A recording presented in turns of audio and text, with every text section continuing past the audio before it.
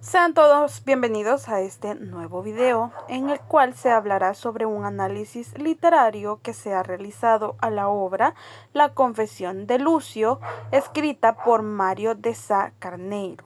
Este es un estudio de autor número 2, el cual está realizado por Cicilisbeth Flores Pacheco y Paola Georgina Rivera Guerra, perteneciente a la Cátedra de Literatura Contemporánea Latinoamericana. Para continuar con este video, vamos a introducirnos un poco en lo que trata este estudio de autor realizado a La Confesión de Lucio, la cual fue escrita en 1914.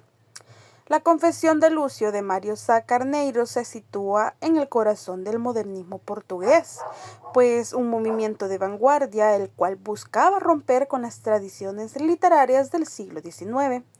La obra La Confesión de Lucio emerge en un periodo de intensa transformación cultural en Europa, donde las certezas del positivismo decimonómico colapsan frente a nuevas concepciones del sujeto y de la realidad. La novela representa una síntesis única entre el simbolismo francés, el decadentismo inglés y la emergente sensibilidad modernista, la cual está funcionando como un verdadero manifiesto estético de su generación.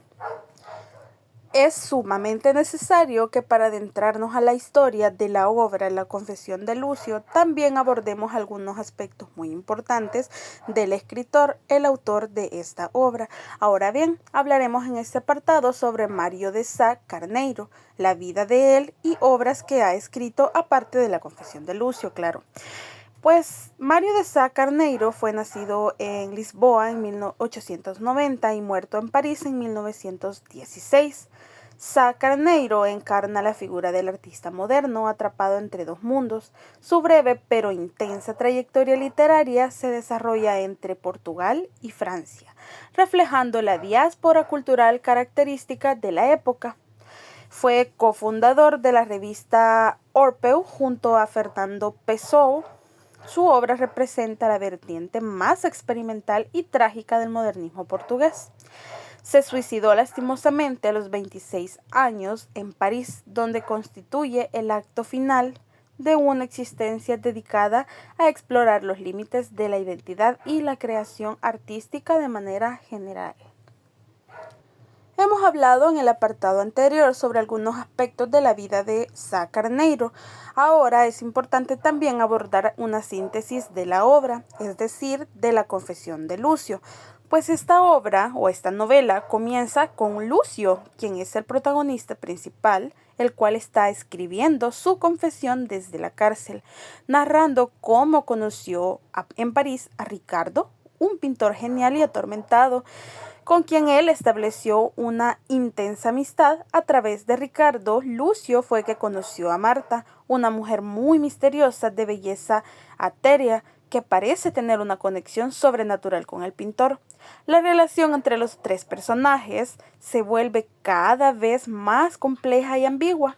Aparece Marta y desaparece de manera inexplicable. Entonces Lucio comienza a cuestionar si realmente existe o es una proyección de la mente de Ricardo. Pues esta obra culmina de una manera muy importante cuando Lucio, en un acceso de celo o locura, apuñala a quien cree que es Marta.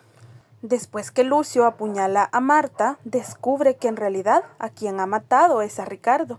El final de esta hermosa novela revela que Marta y Ricardo eran simplemente manifestaciones del mismo ser, mostrando el tema del desdoblamiento de personalidad. Lucio comprende demasiado tarde que ha matado a su amigo, víctima de un juego de identidades que nunca logró descifrar. La confesión termina siendo tanto una justificación como una exploración de los límites entre la realidad y la locura. Entre los aspectos que se abordan dentro de este estudio de autor se representa el eje circular, el cual nos permite situar la obra de Sá Carneiro dentro de una de las corrientes estéticas de su tiempo, pues La Confesión de Lucio dialoga intensamente con el simbolismo de Baudelaire y Rimbaud en su exploración de las correspondencias ocultas entre lo sensible y lo espiritual. del decadentismo inglés, toma el vínculo de la sensibilidad extrema y la estética de lo artificial. Simultáneamente, esta obra se conecta con la tradición de lo fantástico psicológico del Poe y Hoffman y anticipa también preocupaciones existenciales las cuales caracterizaron la literatura del siglo XX. Otro de los ejes no menos importante es el eje radial. Acá podemos ver un sistema psicológico el cual explora la fractura de la identidad a través del desdoblamiento de los personajes. El sistema filosófico cuestiona las bases del conocimiento y la posibilidad de acceder a la verdad. El sistema ético-social critica la moral burguesa y las relaciones humanas superficiales de la modernidad. Este sistema simbólico estético convierte el arte en un espacio ritual en donde se manifiesta lo trascendente. Juntos, estos sistemas construyen una visión multidimensional de la condición humana moderna. Posterior al eje radial, nos vamos a situar en el angular. Lo luminoso se manifiesta en la figura de Marta, entidad que trasciende las categorías de lo humano convencional. Lo fantástico surge de la ambigüedad permanente entre realidad y alucinación. Lo sobrenatural, en este caso, se sitúa a través de premoniciones y coincidencias significativas. Lo visionario se transforma la percepción cotidiana en experiencia metafísica. Estos elementos se convierten que la lectura en una experiencia de extrañamiento radical que cuestiona nuestros marcos de referencia habitual. Veamos también el eje nociológico. La novela propone una epistemología basada en la subjetividad radical y la duda metódica. El conocimiento no se construye mediante la razón lógica, sino a través de la experiencia sensorial extrema y los estados alterados de conciencia. La memoria aparece como una facultad creativa que más reproductiva, construyendo narraciones siempre provisionales. La verdad se concibe en este caso como múltiple, fragmentaria y esencialmente inaccesible mediante los instrumentos convencionales del pensamiento. El eje sintáctico. Esta obra emplea una estructura convencional que legitima la subjetividad del narrador. El discurso fragmentado replica los procesos de una conciencia encidida, alternando entre descripciones objetivas y flujos de conciencia subjetivos. Las imágenes sensoriales, especialmente visuales y táctiles, funcionan como unidades de significado autónomas. El ritmo narrativo que hay dentro de esta novela oscila entre la contemplación lírica y la intensidad dramática, creando de esta manera una experiencia de lectura la cual refleja la inestabilidad emocional del protagonista, es decir, como se mencionó en apartados anteriores, de Lucio. Eje semántico, el cual abarca el nivel referencial, el nivel fenomenológico, entre otros. En el nivel referencial se encuentra París como paisaje simbólico y emocional. En el fenomenológico se encuentran situadas las emociones intensas que dominan la percepción. Tenemos el nivel esencial, donde Ricardo representa la fractura del yo. Marta simboliza fuerza interna desestabilizadora y Lucio, el protagonista, encarna conciencia atrapada en confusión. El crimen final expresa un conflicto interior del sujeto.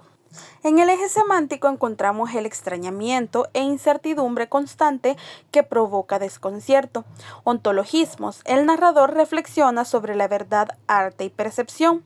En los dialogismos con simbolismo, decadentismo, psicoanálisis y modernismo. En la función normativa estética existe una nueva forma de entender la literatura. Interpelación al lector sobre la realidad e identidad. En el siguiente plano ontológico veremos el M1. Combina sensorial, simbólico e introspectivo, lenguaje sensorial y emocional que crea atmósfera estética, oscilación entre objetividad e interioridad, motivos simbólicos recurrentes, luz, fuego, espejo, sombra, doble. Luego tenemos los escenarios estéticos como orgía de fuego, las cuales son metáforas del desorden emocional. En el plano ontológico M2 tenemos a Lucio, que es la conciencia fragmentada entre fascinación y miedo. Ricardo, que tiene la psique desgarrada entre lucidez y pánico. Marta, una figura psíquica simbólica del inconsciente y deseo. Efecto en el lector, tensión constante que mezcla empatía, inquietud y muchísimo desconcierto dentro de la obra. En el plano ontológico M3 existe la dualidad del yo, razón versus delirio. En el desdoblamiento como condición ontológica, muerte como revelación del ser, inquietud como forma de conocimiento, arte como exceso y transformación, y por último, la estética que revela verdades que la razón no puede alcanzar. En el plano estético, veamos la prosa fragmentada y rítmica, la cual reproduce el vaivén emocional del relato, funcionando lo lírico con lo delirante para crear un ritmo nervioso donde la repetición de palabras clave refuerza el carácter simbólico. En el plano semántico tenemos a la luz, que funciona como símbolo de revelación y desintegración. El doble encarna la identidad fracturada y el fuego aparece como fuerza estética y ritual que sostiene una estética de la ambivalencia, capaz de combinar lo luminoso con lo abismal, lo sensual con lo místico. Esta obra genera un efecto de extrañamiento sostenido, la cual rompe las expectativas narrativas tradicionales y utiliza la inquietud como recurso para activar la ampliación emocional y reflexiva del lector. En la genealogía de la obra vamos a situar el simbolismo y decadentismo europeo, Baudelaire, Rimbaud. En lo fantástico psicológico del siglo XIX situaremos a Poe, Hoffmann y Stevenson. En la literatura introspectiva y existencial vamos a poner a Dostoyevsky y Kierkegaard. En el modernismo portugués y grupo Orpeu vamos a poner a Pessoa. Por último, tradición universal del doble y crisis identitaria. Hemos visto diversos ejes y planos los cuales vuelven importante este estudio de autor. Ahora centrémonos en los tipos de literatura que vemos dentro de la novela. La obra se inscribe claramente en la literatura crítica indicativa, pues analiza y cuestiona la fragilidad del yo, la imposibilidad de distinguir entre realidad y delirio, la crisis del sujeto moderno y la insuficiencia de las certezas racionalistas. En ese proceso interroga la condición humana y adquiere un carácter esencialmente crítico.